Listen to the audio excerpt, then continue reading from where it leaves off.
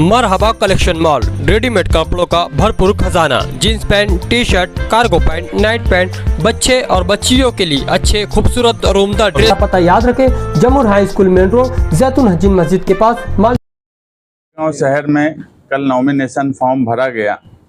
समाजवादी के उम्मीदवार शान हिंद ने भी अपनी पूरी ताकत के साथ नॉमिनेशन फॉर्म भरा और कल नॉमिनेशन फॉर्म भरने के बाद शहर में ये बात महसूस की जाने लगी कि ये शहर तब्दीली चाहता है और इंशाअल्लाह इस शहर में तब्दीली होगी। आज नॉमिनेशन फॉर्म जिन लोगों ने भरा था उनकी छाननी थी।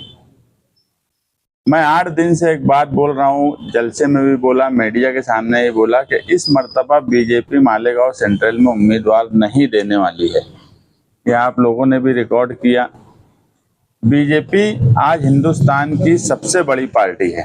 1 नंबर पर बीजेपी है, उसके बाद कांग्रेस है, उसके बाद समाजवादी पार्टी है। बीजेपी ये बोलती है कि दुनिया में सबसे बड़ी पार्टी बीजेपी है, जिसके 10 करोड़ कार्यकर्ता हिंदुस्तान में हैं, यानी दुनिया में सबसे बड़ी पार्टी। तो क्या ऐसी मजबूरी हो गई कि दुनिया की सबसे बड़ी पार्टी बीजेपी, जिसने मालेगांव सेंट्रल में अपना उम्मीदवार नहीं दिया।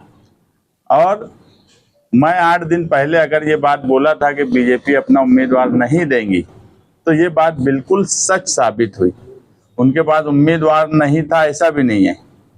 कल उनकी पार्टी के नाम से उम्मीदवारी का अरीजा दाखिल किया गया, मगर उसको आज एबी फॉर्म नहीं दिया गया।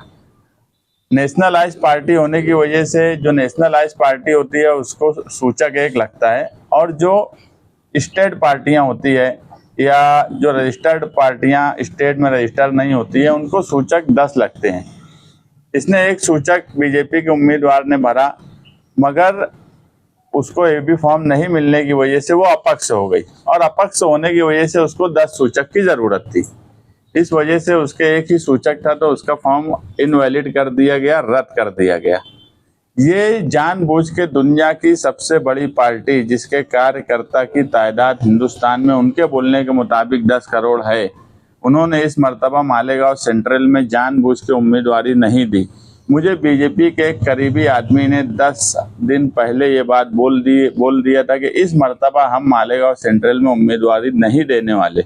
मैं बोला यार, ऐसा तो है नहीं कि तुम्हारे पास वहाँ लोग नहीं हैं। लोग हैं, कार्यकर्ता हैं, उनके मुस्लिम लोग भी यहाँ हैं। अगर मोदी कोई काम करता है तो यहाँ पे मालेगांव शहर में झंडा डंडा लेके लोग निकलते भी हैं, आप लोग शूट भी करते। नॉन मुस्लिम लोग भी हैं यहाँ पे। उनके एक रुकन है, पप्पू क्या नाम है, उनको हज कमेटी में भी लिया गया। यानी कहीं ना कहीं लोग होने के बाद भी जानबूझ के उम्मीदवारी नहीं देना। उसने मुझे 8 दिन पहले एक बीजेपी के जिम्मेदार, रियासती जिम्मेदार ने मुझसे कहा था कि इस मर्तबा हमारे पास वहाँ 2 उम्मीदवार हैं।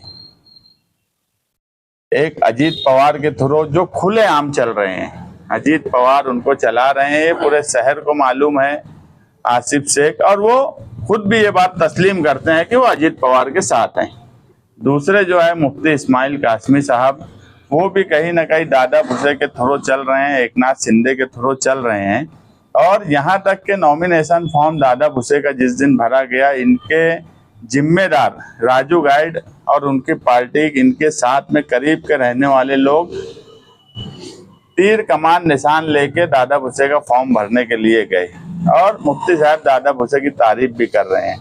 ये सारी बातें बताने का एक मकसद ये है कि इस शहर में तब्दीली की आहट हमको पहले से ही महसूस थी, और कहीं ना कहीं जो आरएसएस और बीजेपी वाले 1999 में निहाल साहब के साथ किए, ये शेख रशीद साहब जिनका इंतकाल हो गया, वो खुद भी तस्लीम किए कि हमको निहाल साहब को हराने के लिए आरएसएस ने हमारी हिमायत की थी।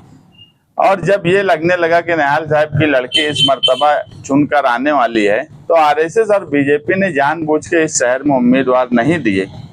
मालेगांव शहरियान को इस मर्तबा बहुत ही होश और हवास से काम लेना है, बहुत ही समझदारी से काम करने की ज़रूरत है। पूरा सारा मामला सोचने के बाद कि ये हरा झंडा लगा के ये बीजेपी की और आरएसएस की दलाली कर रहे हैं मौजूदा एमएलए और साबिक एमएलए, और बीजेपी और आरएसएस की मदद से चुन के आने की कोशिश कर रहे हैं, मैं मीडिया के जरिए मालेगांव शहर की आवाम से ये अपील करता हूं कि इस मर्तबा बहुत होश और हवास से काम लें। 1999 वाली गलती इस मर्तबा नहीं होना चाहिए। 25 साल के बाद एक तब्दीली की लहर बनी है। आरएसएस बीजेपी नहीं चाहती है कि हम कभी यहाँ से चुन के आए। हमेशा आप देखेंगे इस शहर में सबसे बड़ी रुकावट अगर फिरका परस्तों का कोई रहा है तो वो निहाली और समाजवादी लोग रहे हैं। पिछले कई मामलात ऐसे हुए जहां हमने उनको रोका। शिवाजी मुजस्समे के पास हिंदू तंजीमें आकर खड़ी थी, किसी की छाती में दम नहीं था। यहाँ बैठे हुए लोग हैं, अतर से चाचा हैं, रिजवान सर है, हम ही लोग डट के उनके सामने खड़े रहे। तो फिरका परस्त मालेगांव शहर आउटर के जो हैं उनको एक बात मालूम है कि इस शहर में सबसे बड़ी रुकावट अगर कोई है तो वो है समाजवादी और निहाली लोग। तो 1999 की तरह फिर से एक साजिश के तहत बीजेपी ने यहाँ उम्मीदवारी नहीं दी और वो कहीं ना कहीं चाहती है कि उनके पास तो 2 उम्मीदवार है, कोई भी कामयाब हो। इसलिए मालेगांव शहर की आवाम को बहुत होश हवास और बहुत समझदारी से जो एक तब्दीली की लहर बनी है उसे कायम रखते हुए हम ये मानते हैं कि आरएसएस और बीजेपी हमको हराने के लिए पूरी ताकत झोंक देने वाले हैं।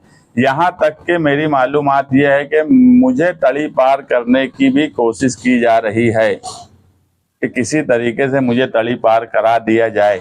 उसके ताल्लुक से जो भी कानूनी प्रोसेस है, अजीम खान और मैं वकला से बातचीत किया हूँ। हो सकता कि इलेक्शन के दौरान मुझे तड़ी पार की नोटिस भी मिल जाए और शान हिंद इस शहर में अकेली पड़ जाए, मगर मुझे ये भी पूरी उम्मीद है कि मालेगांव शहर के हमारे यहाँ बैठे हुए जिम्मेदारान पार्टी के वर्कर अगर मुझे तड़ी पार कर भी दिया गया तो कानूनी तौर पर मुझे क्या करना है मैं करूँगा, मगर वक्ती तौर पर आप लोग घबराना नहीं, परेशान मत होना। मैं कानूनी तौर पे काम काज करके कैसे भी तो मैं उसको कैंसिल करा के आऊँगा अगर ऐसा कुछ हुआ। बोलने का मतलब यह है कि एक बड़ी साजिश हमारे खिलाफ रची जा रही है और वो साजिश आरएसएस और बीजेपी के लोग कर रहे हैं। मैं अगर तड़ी पार भी हुआ तो मुझे पूरी उम्मीद है कि मालेगांव शहर में जो तब्दीली की हवा बनी है वो शान हिंद के साथ उसी तरह खड़ी रहेंगी। हमारे पार्टी के वर्कर, पार्टी के जिम्मेदारान उसके साथ खड़े रहेंगे और हम फिरका परस्तों से कभी डरे नहीं, कभी चपे नहीं, ना हम डरेंगे ना चपेंगे कोई हमें तड़ी पार करा दे या कुछ भी करा दे। 12 नवंबर का वाकया भी हुआ, शिवाजी मुजस्समे का धरना भी हुआ। उस वक्त भी मुझे बहुत बोला गया कि इलेक्शन करीब है, ये धरना मत दो, कोई बात हो गई तो जेल चले जाएंगे, लंबे वक्त तक रहेंगे, इलेक्शन का मामला बिगड़ जाएगा।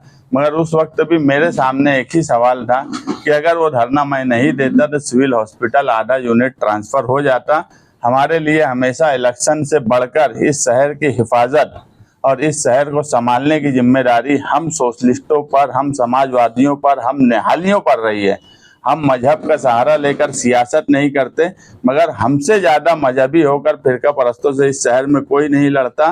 तो बीजेपी की साजिश समझिए, बीजेपी ने उम्मीदवार क्यों नहीं दिया और हमारे खिलाफ दादा भूसे बीजेपी ये सब लोग एक साजिश कर रहे हैं, मगर शहरियान शान हिंद के साथ मजबूती से खड़े रहेंगे। बीजेपी ने उम्मीदवार नहीं दिया तो बीजेपी का यहाँ पे वोट बैंक कहाँ है? नहीं, आप इसका मतलब आप साफ समझाइए कि बीजेपी उम्मीदवार क्यों नहीं दिया। इससे पहले तो बीजेपी ने 2019 में उम्मीदवार दिया था, जो भी उनको 2000-3000 वोट मिला। समझा जाए मुस्तकिम भाई। हाँ, खानापुरी वाला उम्मीदवार ना। आज देखो इलेक्शन है, इलेक्शन में एक वोट भी बहुत अहमियत की हामिल रहती। अगर बीजेपी 2-3 हजार वोट ले सकती है तो वो क्यों नहीं उम्मीदवार खड़ा की? फिर उम्मीदवार को कैसा होगा जो जिस उम्मीदवार को फायदा पहुंचाना, वो ट्रांसफर करेंगे, जो भी उनकी 2, 5, 7 हजार वोट वो कोशिश करेंगे। पिछली बार अगर 2-2.5 हजार वोट मिली तो इस बार और कोशिश करेंगे। ऐसा है कि अब ऐसा उनको लगता है कि जो दूसरा उम्मीदवार बीजेपी के है, मौजूदा एमएलए बोलो, मैं तो एकदम साफ बोला, आसिफ शेख तो खुला बोलते कि वो अजीत पवार के साथ है, मुफ्ती साहब दादा भूसे के साथ है, एकदम क्लियर बात है। अब वो किसको कितनी वोट ट्रांसफर करेंगे अब वो भी देख रहे होंगे ये दोनों में कौन है। मैं जो बोला कि एक साजिश के तहत मुझे तड़ी पार करने की कोशिश भी बीजेपी और दादा भूसे की तरफ से की जा रही है। ऐसे हालात पैदा किए जा रहे हैं। उम्मीदवार नहीं, जो दुनिया की सबसे बड़ी पार्टी अपने आप को बोलती है वो अपना उम्मीदवार फिर क्यों नहीं खड़ा करी? ऐसा तो नहीं हुआ इससे पहले भी नहीं खड़ा किए। जब इससे पहले उम्मीदवार यहाँ दिए गए बीजेपी के तो इस वक्त समझ बूझ के नहीं दिए गए। हरा झंडा ये बीजेपी का भगवा झंडा की तरह से एक मजहबी तरीके से ये जो नारा है, ये सब बीजेपी की तरफ से दिया जा रहा काम है। ये सब दोनों बीजेपी की तरफ से चल रहे हैं। आज तक मुझे मालेगांव शहर में बता दो कि मुफ्ती मोहम्मद इस्माइल या आसिफ शेख खुद कब फिरका परस्तों के खिलाफ अमली तौर पे कोई काम किए हो। एक काम मुझे ये शहर के लोग या मीडिया वाले बता दें। तड़ी पार करने के लिए मुजरिमाना रिकॉर्ड जरूरी है। आपके ऊपर तो सियासी केसेस ज्यादा है, तो ऐसा कैसे लगता है आपको भी आपको तड़ी पार करेंगे? मुझे जो है पुलिस डिपार्टमेंट के कुछ लोगों ने ये खबर दी कि तुमको तड़ी पार कराने की कोशिश की जा रही है। मैं तो किसी को आज तक एक तमाचा भी नहीं मारा, मगर ये मैं हमेशा बोलता हूँ कि मुझ पर शिवाजी मुजस्समा का केस मिला के 19 के बाद 20 केस हुआ। ये वाहिद मैं हूँ मालेगांव शहर में जिसके ऊपर 20 केस है, मगर सब केस जो है लोगों के कामकाज के लिए थे, शहर के हक में काम करने के लिए थे।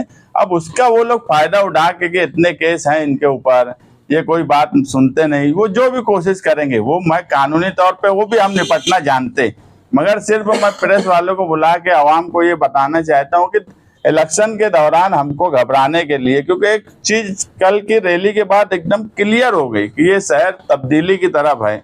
दोनों उम्मीदवारों की हालत बिल्कुल खराब हो चुकी है। तो अब ये नई नई चीजें लाई जा रही है और बीजेपी का उम्मीदवार नहीं देने की फिर क्या वजह है?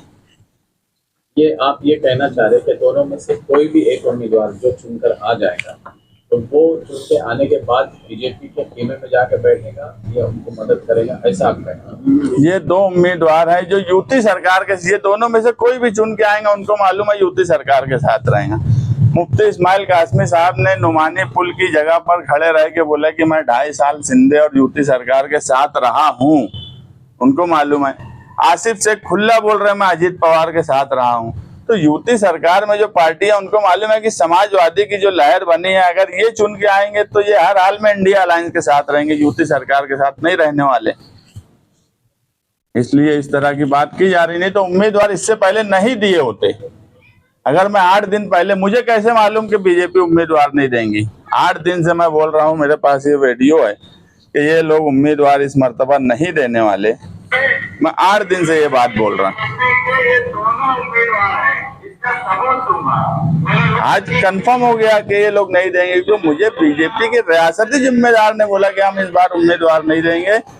हमारे पास 2 उम्मीदवार हैं, हमको कौन दोनों में से ताकत में रहेंगे उसके साथ रहेंगे। वैसे भी मायूस हो चुकी है मालेगांव से। फडणवीस खुद बोल रहे हैं कि मालेगांव में वोट जिहाद हुआ, इसलिए हो सकता है कि वो न दिए।